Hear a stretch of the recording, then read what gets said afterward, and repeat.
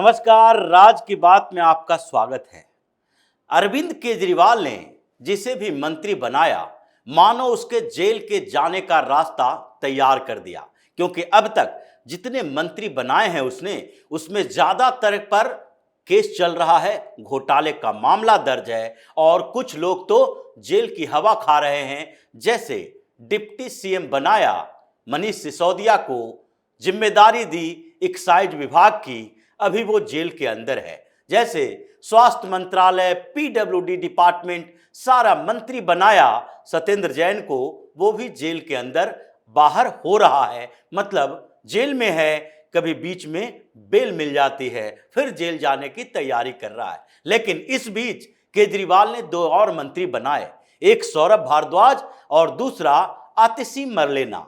आतिशी मरलेना और सौरभ भारद्वाज दोनों के ऊपर जांच होने हैं, क्योंकि जिस तरीके से सौरभ भारद्वाज ने वाटर ट्रीटमेंट प्लांट को लेकर ये कंट्रोवर्शियल बयान दिए, विवादित बातें कही, और फिर बुढ़ाड़ी में रिजर्वायर को लेकर जो उन्होंने एलजी की जांच के खिलाफ बातें कही है, उसमें अभी जांच के आदेश आने बाकी है। लेकिन आतिशी मरलेना इस बीच हर रोज प्रेस कॉन्फ्रेंस करती है और बार बार एलजी के ऊपर, विभागों के ऊपर, आईएएस अधिकारियों के ऊपर और केंद्र सरकार के ऊपर आरोप लगाती है।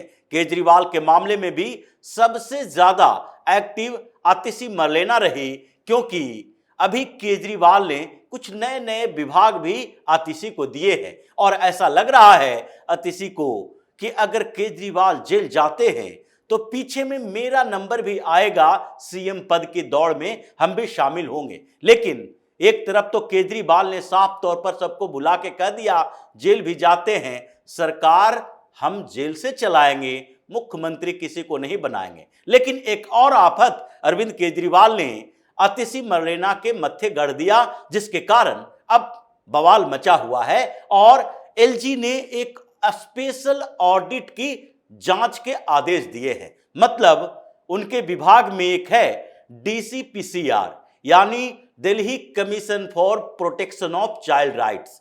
ये बच्चों के शोषण के खिलाफ अभियान चलाता है, उसे शोषण से मुक्त कराता है, चाइल्ड लेबर के खिलाफ भी अभियान होता है और जो बच्चों का सेक्सुअल एक्सप्लॉयटेशन होता है उसमें भी उसको रोकने के लिए उपाय करना इस विभाग का काम है। ये women and child development ministry के अंतर्गत आता है, जो कि आतिशी मरलेना के पास है। लेकिन इस बीच इसमें बड़े करप्शन दिखाई पड़े और एलजी साहब के पास एक रिपोर्ट भेजी गई। वो रिपोर्ट भेजी गई विजिलेंस डिपार्टमेंट की तरफ से, क्योंकि विजिलेंस इस विभाग में जांच कर रही थी कि अचानक से इस विभाग के अंदर बजट में हर बार ज्यादा पैसे क्यों डाले जाते हैं। और जिस विभाग में पहले 15-16 में 17 लाख रुपए से काम चल जाता था, उसमें अचानक से 15 करोड़ 20 करोड़ रुपए खर्च कहां हो रहे हैं। इसके लिए विजिलेंस के पास एक कंप्लेन गई थी और उस कंप्लेन के आधार पर विजिलेंस ने जांच की और फिर वो जांच की रिपोर्ट एलजी हाउस में चला गया। एलजी ने उस जांच की रिपोर्ट को देखा और सबसे पहले जो एडिशनल फंड की मांग उस विभाग ने की थी, उस मांग को खारिज कर दिया और उसके फंड को रोक दिया कि अब इस विभाग के स्पेशल ऑडिट के बिना कोई फंड नहीं दिया जाएगा। आतिशी मरलेना परेशान हो गई। केजरीवाल के सारे मंत्री मैदान में उतर गए, एलजी के खिलाफ आरोप लगाने लगे कि बच्चों का शोषण ऐसे भी ज्यादा हो रहा है और उसमें जो हम खर्च कर रहे हैं, हम जो उस विभाग को और मजबूत करने के लिए पैसे की मांग कर रहे हैं, उस पर एलजी ने रोक लगा के बच्चों के भविष्य के साथ खिलवाड़ किया है। ये सारे के सारे मंत्री मैदान में उतर गए हैं, प्रवक्ता भी मैदान में उतरे हुए हैं। इसके पीछे का कारण क्या है? क्योंकि एलजी ने जो स्पेशल ऑडिट की रिपोर्ट दिए हैं वो आंकड़ों के आधार पर है और उसके एक्सपेंडिचर, यानी कि उन पैसों का खर्च कहां कहां किया जा रहा है, ये विजिलेंस डिपार्टमेंट ने पूरी तरीके से बताया। जैसे डीसीपीसीआर का काम जो है वो काम कंसल्टेंट के थ्रू हो रहा है, केजरीवाल ने कैसे कंसल्टेंट नियुक्त किए और पॉलिटिकली एफिलिएटेड लोग यानी कि जो आम आदमी पार्टी के कार्यकर्ता हैं, जो उसके नेता हैं, उन लोगों को कंसल्टेंट के तौर पर इसमें रखा गया और उसके ऊंची ऊंची सैलरी, बड़ी बड़ी सैलरी दी गई। लाखों में पैसे उन लोगों को सैलरी के माध्यम से दिया जाता रहा, क्योंकि जितने कमीशन दिल्ली सरकार के अंतर्गत है वो सारे कमीशन में जो फेलो और कंसल्टेंट नियुक्त किए गए हैं वो सब के सब आम आदमी पार्टी के नेता हैं, जिसे विधायक का टिकट नहीं मिला, जिसे राज्यसभा नहीं भेजा जा सका,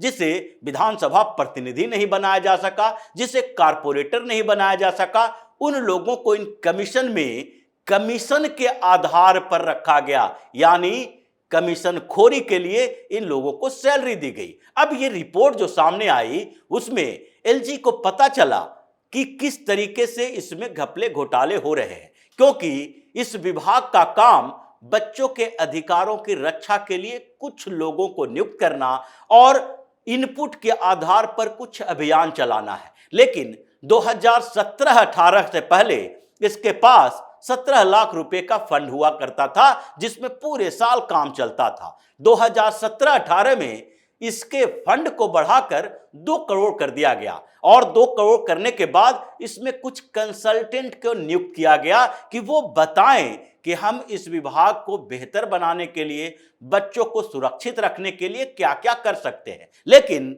ये कंसल्टेंट का काम तो था सैलरी लेकर बैठे रहना। दूसरे तरफ अरविंद केजरीवाल जो 500 करोड़ रुपए से ज्यादा का बजट रखता है प्रचार के लिए, इस विभाग का इस्तेमाल भी सिर्फ प्रचार के लिए करता था। और एजुकेशन विभाग और चाइल्ड डेवलपमेंट विभाग, ये दोनों को जोड़कर चाइल्ड डेवलपमेंट के नाम पर मनीष सिसोदिया के लिए पहले ऐड दिया करता था और फिर अतिशी मरलेना ने केजरीवाल के नाम पर भी ऐड देना शुरू किया।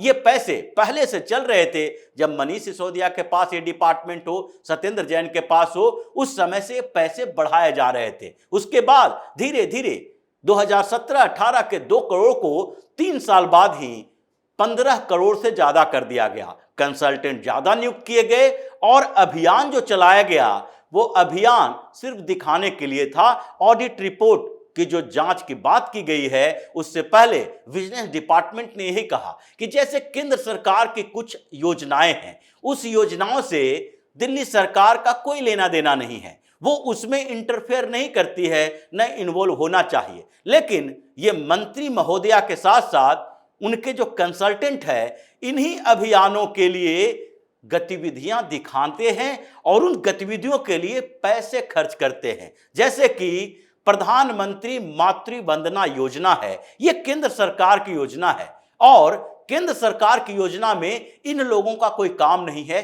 केंद्र सरकार इसके लिए प्रचार करेगी, केंद्र सरकार के अधिकारी जो होंगे इसकी देखरेख करेंगे। लेकिन फिर भी दिल्ली के ये जो मंत्री हैं और इनके विभाग के लोग, जिसको कंसल्टेंट कहा जाता है, जिसे मोटी मोटी सैलरी दी जाती है 1.5 लाख 2-2 लाख रुपए की, ये लोग इन्हीं योजनाओं में एक्टिव रहते हैं, काम दूसरा नहीं करते हैं। उसी तरीके से एक योजना है ICDS, integrated child development scheme, ये भी केंद्र सरकार की योजना है। इसमें भी ये लोग इन्वॉल्व रहने की कोशिश करते हैं सिर्फ प्रचार के लिए, ताकि वो इस फंड का उपयोग जो कर सके अपने नेता यानी केजरीवाल का चेहरा दिखाने के लिए कर सके, उसके लिए प्रचार का साधन बन सके। उसी तरीके से कुछ पोषाहार योजना भी है बच्चों के लिए और केंद्रीय योजनाएं हैं जिसमें कंसल्टेंट के माध्यम से उसका इस्तेमाल किया जाता है। तो ये जो मामला है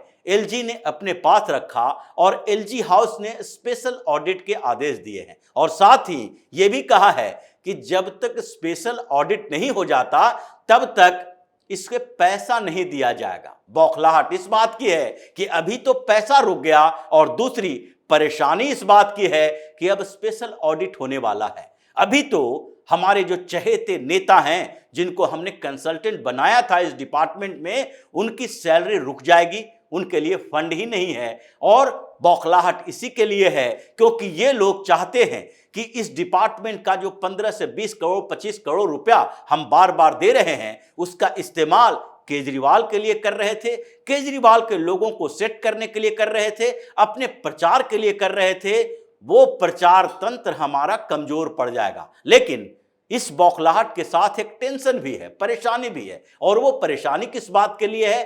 क्योंकि अब अतिशी फंस चुकी है। अतिशी मरलेना जब से women and child development department की जिम्मेदारी ली है, तब से भी इसमें कुछ कंसल्टेंट नियुक्त किए गए हैं और बिना एडवर्टीजमेंट के, बिना कुछ जो क्राइटेरिया होता है अपॉइंटमेंट का, उसे फुलफिल किए हुए। और इसलिए सबसे ज्यादा दिक्कत आतिशी को यही है कि इसका जो स्पेशल ऑडिट हो रहा है उसमें फंस जाएंगे हम भी, क्योंकि हमने भी इसके फंड का मिसयूज किया है, यानी दुरुपयोग किया है। अब दुरुपयोग का मामला सामने आया है, विजिलेंस डिपार्टमेंट की रिपोर्ट है, एलजी ने जांच के आदेश दिए हैं, तो इसका मतलब है अतिशी के ऊपर भी अब मुसीबतों का पहाड़ टूट गया है। क्योंकि अब केजरीवाल की नजर जिस विभाग और जिस मंत्री के ऊपर पड़ गया, यानी कि केजरीवाल उसका उपयोग अपने लिए करना चाहता है। वो जेल जाने के लिए तैयार रहे, केजरीवाल बैठकर बाहर